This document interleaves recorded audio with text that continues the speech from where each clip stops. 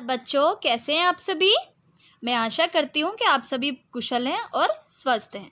तो कक्षा 6 में मैं आपका एक बार फिर स्वागत करती हूँ। आज हम पढ़ेंगे अपने 8वें पाठ के बाद, यानी कि अष्टम के बाद हमारा क्या आता है। मैंने आपको संख्या भी सिखाई थी। अष्टम के बाद हमारा आता है नवमः, यानी कि 9। आज हम पढ़ेंगे पाठ 9 और कारक कौन सा पढ़ेंगे हम। वेरी गुड, कर्ण कारक पढ़ेंगे और विभक्ति तृतीय विभक्ति के बारे में पढ़ेंगे। ठीक है, तो सबसे पहले हमने कौन सा कारक पढ़ा था, कर्ता।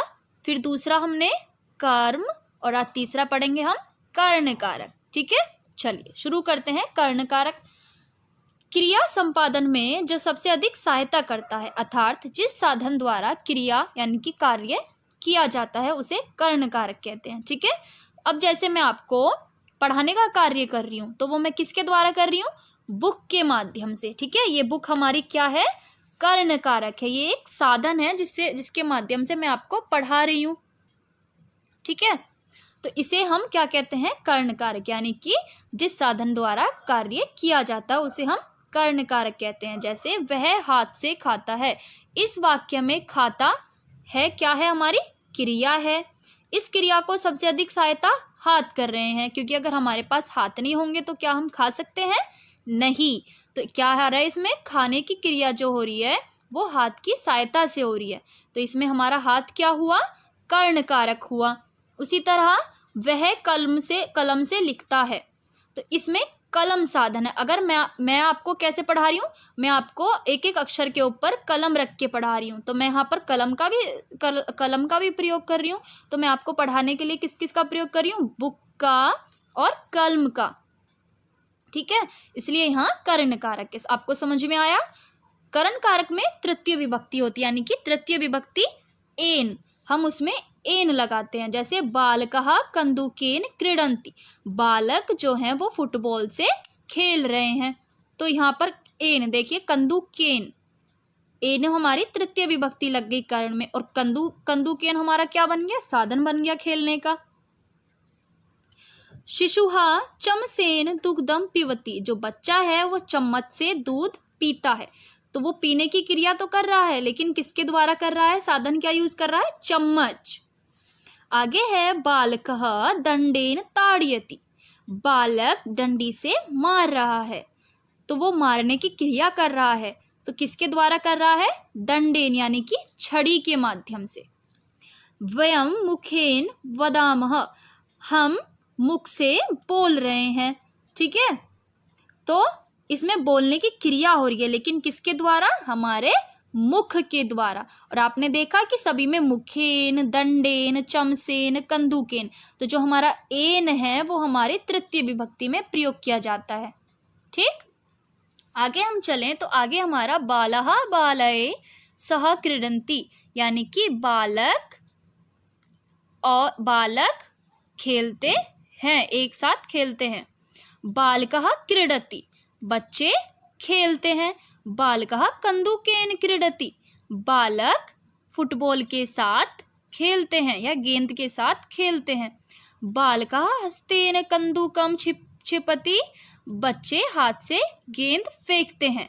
तो कन्दुकेन और हस्तेन ये हमारा क्या है, कर्ण कारक है और तृतीय विभक्ति इनमें लगाई गई है। आगे है श्यामः मुंबईयं नगरम गच्छति, श्याम मुंबई जाता है। सा केन यानेन गच्छति, वह कैसे जाता है, सा केन वह कैसे, यानेन गच्छति यानी कि कैसे जाता है। श्यामः वायुयानेन गच्छति, श्याम हवाई जहाज से जाता है।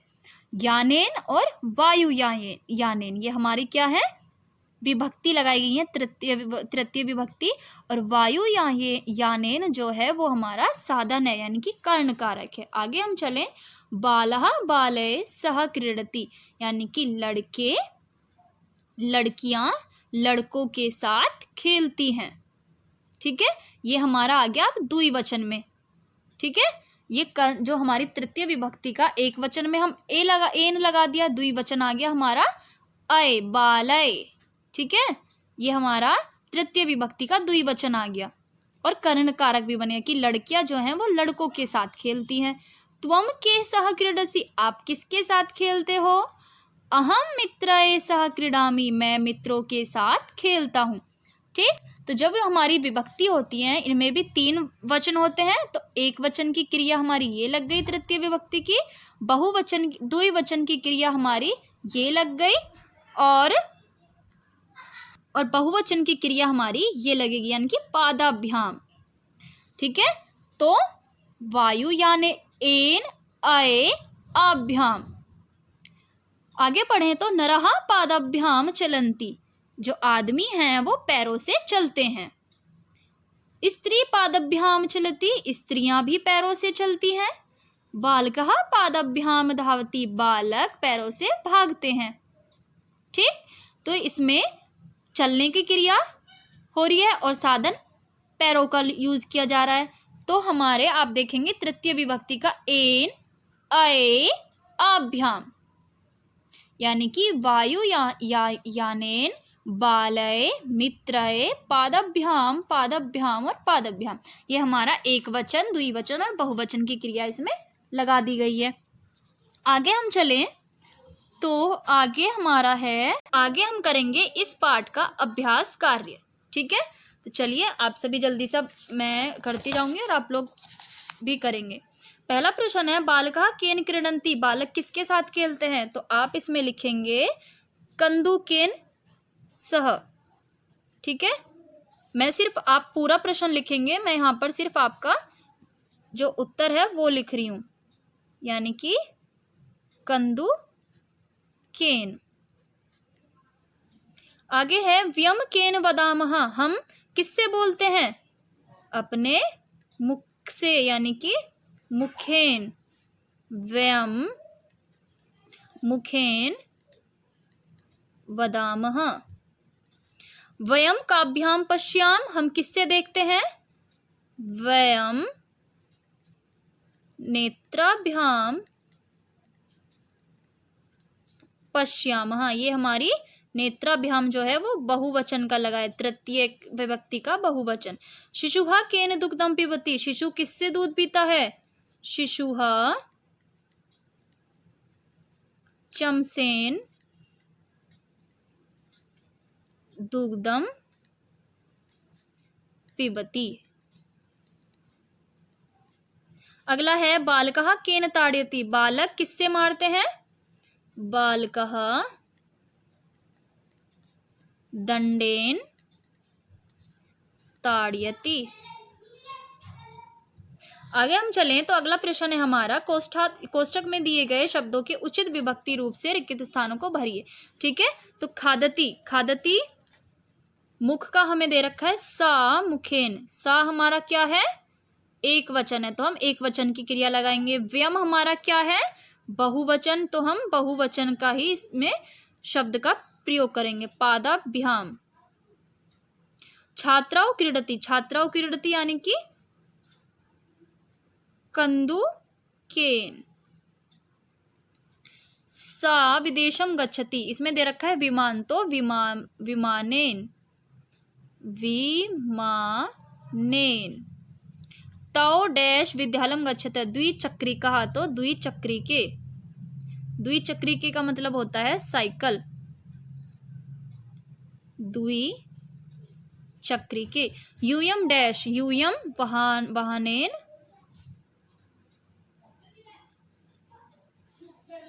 अगले चलें, अगला है मिलान। ठीक है, मिलान कीजिए और लिखिए अहम, जैसे त्वम वाहनेन गच्छसि, हमें क्रिया के अनुसार इनका मिलान करना है। ठीक है, और आपको यहाँ पर लिखना भी है। ठीक, तो मैं आपको यहाँ पर सिर्फ मिलान करा रही हूँ, आप यहाँ पर लिख भी लेंगे। अब है हमारा त्वम, पहला हमारा हो गया त्वम वाहनेन गच्छसि, दूसरा हम करेंगे अहम मुखेन वदामि, तो अहम मुखेन, और यहाँ हम मिला देंगे वदामि, आपको यहाँ पर भी लिखना है ऐसे, अहम मुखेन वदामि। ठीक है, आप इस तरह से लिख लेंगे, मैं आपको यहाँ पर करा रही हूँ। अश्वः, अश्वः से हमारा है अश्वः पादये चलन्ति, अश्वः पादये चलन्ति। युवाम, युवाम नेत्राभ्याम पश्यथ, युवाम नेत्राभ्याम पश्यथ, देखिए सामने सामने दे रखा है। यूयम पादाभ्याम, यूयम पादाभ्याम चलत। लास्ट हमारा रह गया नरः कर्णाभ्याम श्रवन्ति। ठीक, अब यहाँ पर इन्हें लिख लेंगे। प्रश्न नंबर 4 पर चलें। प्रश्न नंबर 4 में हमें क्या करना है कि प्रकृति पद को लिखिए। प्रकृति पद लिखना है हमें चरण, कर्ण, मुखम और कर। दूसरा है हमारा कलमेन, फलेम, पत्रेन और चरणेन। तो इसमें आएगा हमारा बेटा, यहाँ पत्रेन नहीं है, ये पुत्रेन होगा। नहीं, कलमेन, फलेन, पत्रेन, चरणेन, इसमें हम लिखेंगे पत्रेन। हस्तेन, मुखेन, नेत्रेन, नासिकाय, तो इसमें हम लिखेंगे अलग है हमारा नासिक्या। नेत्राभ्याम पदाभ्याम हस्ताभ्याम मुखेन, तो इसमें अलग क्या है हमारा प्रकृति से, मुखेन। बेटा ये पुत्रेन होगा।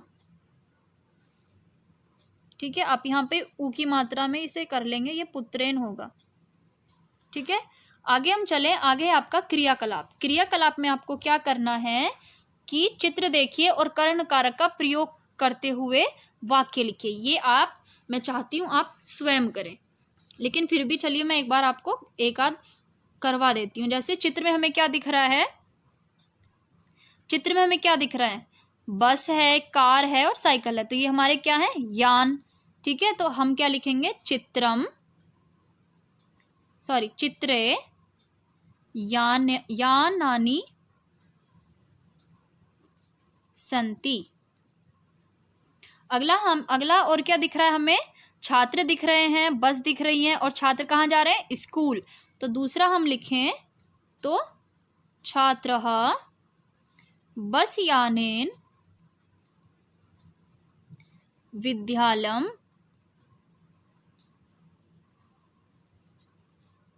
गच्छन्ति। तीसरा और क्या दिख रहा है हमें कि एक बच्चा साइकिल पर भी जा रहा है, तो हम क्या लिखेंगे, एकः बालकः, साइकिल को क्या बताया था मैंने, द्विचक्रिका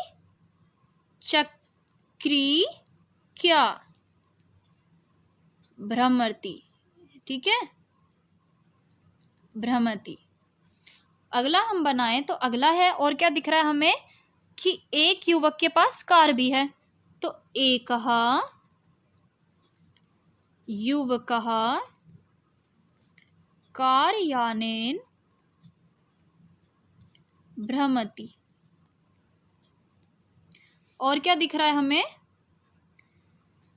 बस चालकः, जो बस चालक है,